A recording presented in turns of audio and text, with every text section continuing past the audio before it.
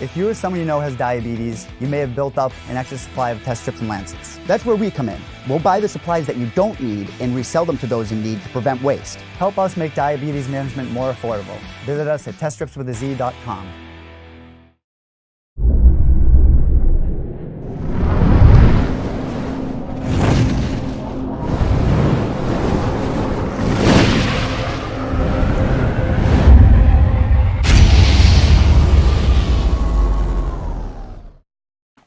Joining me on the new platform, someone I've spoken to before on my old show. He's coming off a win over Jonathan Martinez back in October at UFC Moncton. Currently, as far as I'm aware, there is nothing in the works at the moment for his next fight, at least to my knowledge, but he is hoping that'll change sooner rather than later. He has his eyes on a specific card, so let us chat with the Asian sensation, Andre Soukhamthath. Andre, how are you, my friend? What's up, man? How you doing, brother? I'm doing great. So I thought we were going to start this interview off in a different way, because when I talked to the PR representative, Ed Cap, one of the best in the game, he had informed me, and I knew you were a New England guy, he had told me that you were a Boston sports guy. So I immediately was going to be like, yeah, rah, rah, the Patriots just won another Super Bowl. I thought you were wearing a Tom Brady hat on your head. Turns out I couldn't be more wrong. But you're a New England guy. You're not a Patriots fan. What was Sunday like for you? Man, I tried to root for the Patriots. Like, you know, I genuinely want them to win, because I know that it will bring a smile to my friends' faces back at home. It will bring a big smile to my wife, you know. But my heart just wasn't in it. I had to put on that fake smile, man.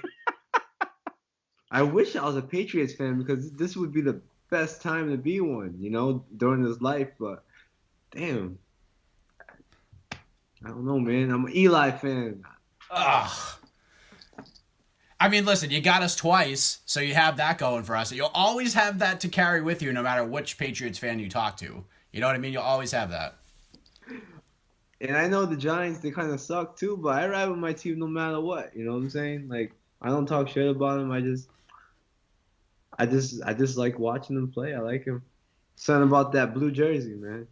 Listen, I hear you, man. Growing up in the early to mid 90s and watching the Patriots win one game, pre Bob Kraft, pre Parcells, pre Drew Bledsoe, they were the laughingstock. They were worse than the Giants are now. It was horrible.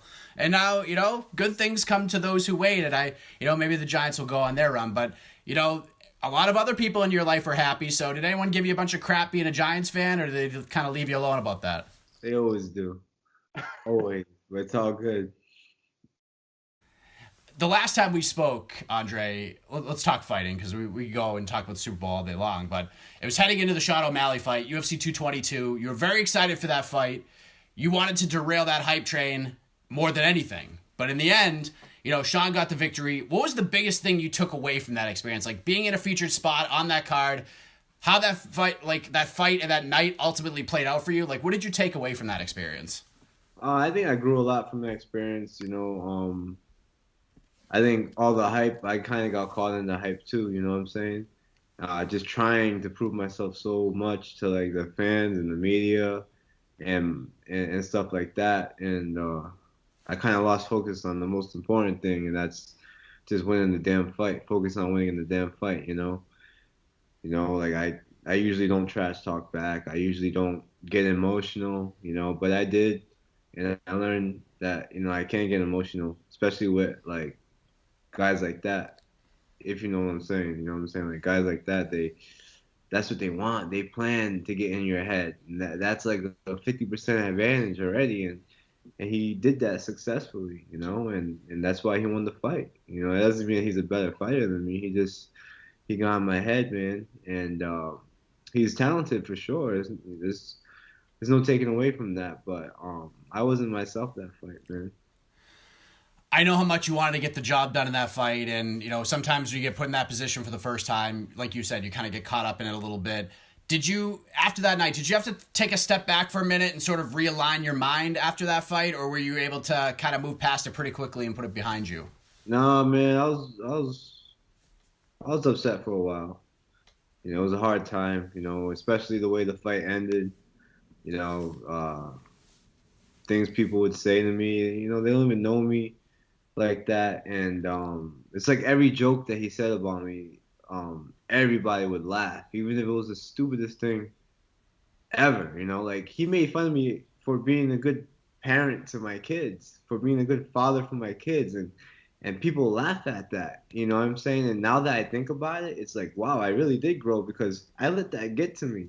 How did I let that get to me? That's what I do every day. I'm a father to my kids. I tuck them in, I feed them, I take them to school. I do that every single day. And I let him making fun of me being a father affect me. And it's just crazy how, it kind of hurt. It kind of hurt me when it was happening, and afterwards, of course, like, people call me like the dumbest fighter in UFC history and stuff like that. I'm only human, man. I make mistakes, but um, if I always bounce back from my losses, and I always learn from my mistakes. And I'm kind of glad all that happened. You know what I'm saying? Like, because realistically, I could be like 5-0 in the UFC. If you look at all my fights, all the close split decisions, like all those fights, I kind of beat myself. Like my debut, I chose to take him down instead of just keeping it standing. If I kept it standing, I would have won. Alejandro Perez, I chose to taunt instead of going in for the finish. Sean O'Malley, I chose to wrestle when I could have just stood up and he had a broken leg. So I could be 5-0 in the UFC and have that same attitude that I had when I first got into the UFC. Trying to be the cool guy and somebody I really wasn't. You know what I'm saying? So I kind of got grounded after that fight and went back to what was important, and that's fighting and family, and that's it. What's interesting about what you just said is that, like, you said that you felt like you were being the cool guy when you came into the UFC, like doing different things. And I remember after I talked to you, because I've only interviewed you once before this one. And I remember when that interview was over, I didn't think that at all. Like, I thought you were like a really deep guy. Like you had your head on straight. I didn't look at you as someone who's not being himself. You know what I mean? Like, I find it, you know what I mean? It was like that Conor McGregor era, kind of. You know what I'm saying? So I wouldn't say I was trying to be cool, because, to be honest, I'm a naturally cool guy. Everybody that meets me, they like me. You know what I'm saying? It's almost automatic. And my swagger, I'm not trying. That's just me. I like to dress nice. I like fashion. But what I meant by the cool guy is just like, talking trash back, and trying to taunt a little bit when I shouldn't, when all I should be focused on is fighting. I didn't even think, like, even in the interview, in the build up to the fight, like you just said, like, I wanted to derail the hype train, but never at any point did you talk trash. I don't know if it was just like the conversation we were having and the direction that it went, but I didn't get that impression from you at all. Maybe it was just my mindset then. You know what I'm saying? Maybe it was just my focus. Maybe I was too focused on what he was saying and what everybody else was saying, laughing at me, rather than me just focusing on, listen, I need to get the job done, focus on my training, and that's it. So maybe you're right. Maybe I wasn't, coming off like that, but my focus wasn't there. Yeah, maybe like closer to fight week when everybody was talking. I get that. I mean, and it's funny you mentioned the Twitter thing, because the other night I had posted something on Twitter about MMA fans whose sole mission in life is to take shots at not only the fighters, but even members of the media conducting interviews like we're having right now. Like, take shots at you guys for whatever reason. And it's mind-boggling to me that people schedule time out of their days to jump on YouTube and type that crap out. Like, I know it was something you actually, like, quote tweeted and said truth and kind of gave your take on it. So it's an interesting thing, and it's something I think you've learned along the way to kind of ignore all the noise and don't read the comments and all that stuff. Is that like one of the biggest lessons you've learned over the last year and a half? The biggest lesson, like, I never really paid attention to it, but when I see it bothers me. You know what I'm saying? And I others are just, hey, I'm in this seat right now. You know what I'm saying? While people are watching. So that's how I think, kind of. Like, I'm not thinking I'm better than anybody, but I'm in this position for a reason. I'm where I'm at for a reason. And people want to watch, they can watch. People want to talk, they can talk. If people want to support me and give me love, they can do that too. Even after that fight, the UFC obviously saw something in you, because they wanted to match you up with another another prospect in the division. They had matched you up with Gavin Tucker for that Moncton card, and then you got Jonathan Martinez instead, and you pick up the win. And I know how much the win over Luke Sanders meant to you from our first conversation. Like, you know, I really felt like how you felt after, because you're so passionate about what that night meant to you, you know, because of the 2 controversial decision losses that you mentioned before that. But, you know, after the O'Malley fight, after everything that happened, kind of feeling bummed out after that night, to bounce back and get a win like that, how gratifying was that for you? It was good, man. To be honest, I actually went back up north for camp for about 7 weeks. I was gone away from my family for 7 weeks, so like it felt good to win, but I really wanted to finish, and I was kind of upset that I didn't get to finish on the newcomer. But Jonathan Martinez, who's fighting this Saturday, he's a tough kid, man, and I give him all the respect in the world. Just like I said post-fight, he's a tough kid, man. He ate a lot of hard shots. Most people would be like sleeping after I hit him like that, but he bounced right back up, and I kind of, you know, I'm a finisher, man. Like if you look at my record, most of them are finishes, so I'm used to finishing people when I win. When I win by decision, it's just kind of like, okay. You know what I mean? But don't get me wrong. Don't get me wrong. I came home with 2 checks. You know what I'm saying? I got the job done, and I got to learn and win at the same time. You know, most of the time people learn when they lose. They win and learn. You know, they lose and learn. I won and learned. So. It's so interesting, like, people's takes on that sometimes, because, like, obviously fighters want to go in and finish the fight, you know, punch in, punch out as fast as possible, and the finishes mean something at the end of the day. But I remember interviewing Jimmy Rivera after he beat Uriah Faber, and that fight happened in Cleveland, and everything was happening there, and I was like, you know, because a lot of people were like, well, you beat Uriah Faber, but you didn't finish him. That's what fans are saying to him, and he kind of felt bad about it himself. And then his coach said to him, he goes, listen, anybody can finish a guy in like with one shot and like knock a guy out. Sometimes it's lucky, sometimes it's skill, sometimes it lands right. But when you beat a former champion for 3 rounds and it's like there's no doubt about it, that's almost better in a lot of ways, because there's no doubt about it. Like, is that the way? Do you look at it that way at all, or do you just really like to finish that much? I don't. I'm just used to finishing guys, and especially, you know, that was my 5th fight in the UFC. That was his first. You know, I should have put him away, but everybody in the UFC is tough, so I'm starting to see that more. And maybe that's my problem too. You know, I go in trying to finish guys. I have that mentality of, you know, that street fight mentality, because that's how I grew up, man. You know, I grew up in New England, in Providence, Rhode Island. You know what I'm saying? It's tough over there. So I have that mentality. But most of the time nowadays, people fighting with their head. You know what I mean? And that's kind of what I learned from that previous fight by winning by decision. Like, yeah, I didn't get the finish, but I did fight smarter. You know what I'm saying? Yeah. So that was October. This is February, all right? Patriots just won the Super Bowl. You don't care about that. But you want to get back in the octagon. You have a time, you have a date, you have a city, you have a venue in mind. So enlighten everybody, Andre. What do you want next? I have a time, I have a date, I have an opponent. The venue is to be decided. Wait a minute. I'm going to give you that for now. All right, so you have an opponent. I have an opponent. No one's going to know. I know what card you want to fight on. I'm not even going to say it. Is it on that card, or do you really not know? It is to be announced, but no, it's not on that card. I wanted to be on that card, but I didn't get it. You know what I'm saying? I don't know why they didn't put me on that card. I mean, Miami needs some Asian flavor. You know what I'm saying? Like, they see the Hispanics. You know what I'm saying? They see all the other nationalities, but they need to see more Asian flavor, man. But it's all good.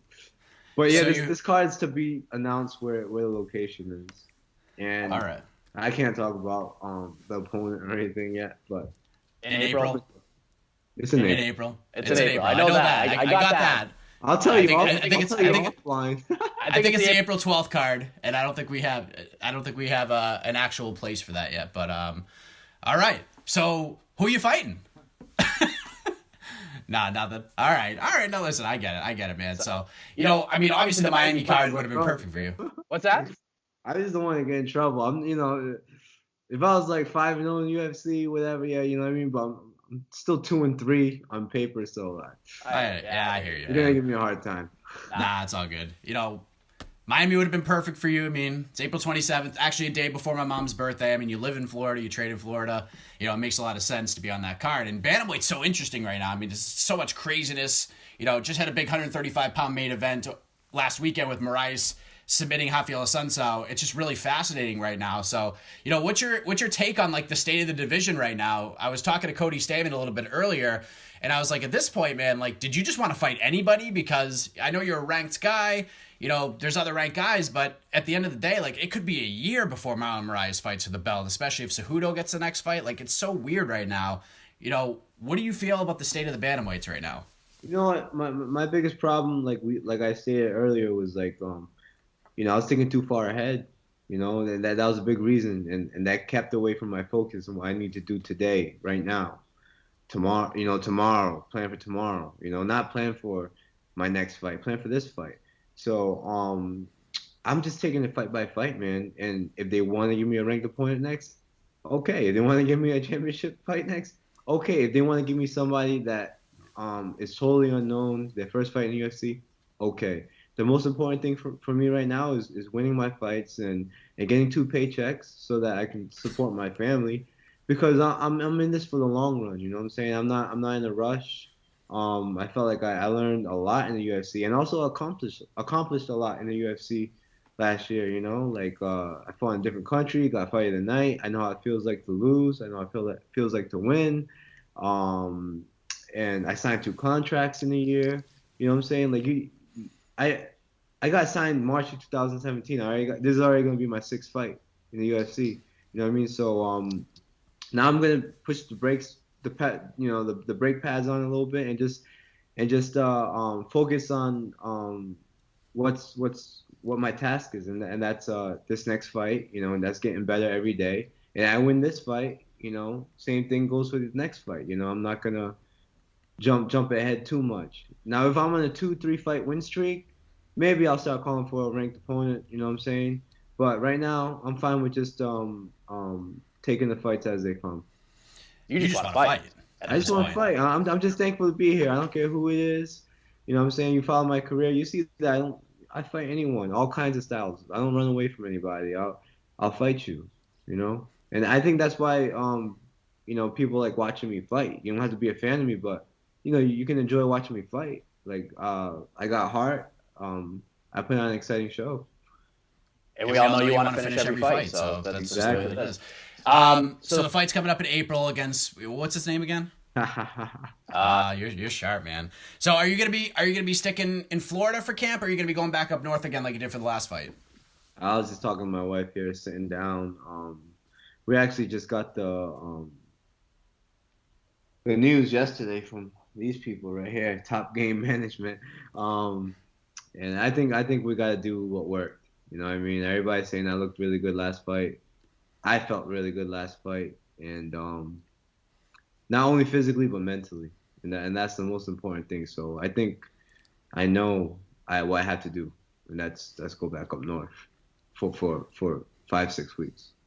And which camp are you at up north? If I forget, I think you've told me this before, but I'm sorry if I don't remember. But I train with my old training partners, my old team, my old coaches. Triforce MMA. Oh yeah. My father, Moy Lau, you know, Team United Moy Lau. I'm sure you've seen him around before. Yeah. I go to Lausanne's. You know what I mean? I do my conditioning with Training for Warriors, Rhode Island. So, like, it feels good to be back up north. You know what I mean? It keeps me grounded. Remember where I come from. Because, you know, now, you know, ever since all the accomplishments me and my wife had down here, we own our 2nd house now. You know what I mean? It's like a dream come true. So it's good to go back and live in a little room the size of a bathroom and just for like 6 weeks and be hungry again. it's like Rocky 3, dude. Exactly. It's like Rocky 3. Same thing. It's like eat, sleep, and whatever fighting. So it sucks. It definitely sucks because I miss my kids and there's a lot more stress put onto my wife. But I think we both learned that it's definitely worth it. It's my job right now. You know, I'm not gonna be doing this forever. So let's do it the right way. Let's rack in as much money as we can while I'm doing this. Yeah. I mean, I'm not a fighter, and I'm not getting punched in the face while I'm away from my family like you are at Triforce and Lozon's and all the places that you're training. But I can definitely relate because I'm on Cape Cod right now. My family's still back in the Berkshires, so I spend 5 days a week by myself. They're back there, and I spend weekends with them. But it sucks, man. Tough. It's tough. Yeah, man. So, but it also allows you to stay focused too. Like for sure, it gives you the chance to plant your flag. You know what I mean? No, for sure. It's you have to stay focused because at the end of the day, that's your job, and you're building a foundation for not only you but your little ones, your family, and that's the most important thing. Well, that's great, man. Andre Soukhamthath getting back in the octagon versus TBD. On TBD, at TBD. So there you go. Andre, thanks for the time as always, man. Before we get out of here, let the folks know where to find and follow you on the web. Shout out, sponsors, anything else you want to get off your chest. Maybe let everybody know who you're fighting. Please take the floor.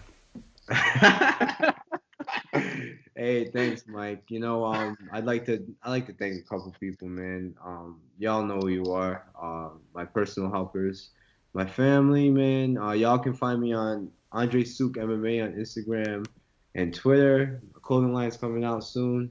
Check it out. AS Apparel. Top Game Management, Chef It Meal Plans, Garden of Life, all my gyms, all my coaches. I want to say thank you. There's sometimes it's the little things in life that make a difference, and your Skype connection is the best I've ever seen. I got to give you that. I'm so happy about that. Crystal clear. I can only afford it because I won my last fight. I can't promise it'll be this clear. So the more fights I win, the clearer the Wi-Fi gets. So if you get another bonus check, the next time we talk, you're going to be in your own studio. I can't wait to see what that looks like.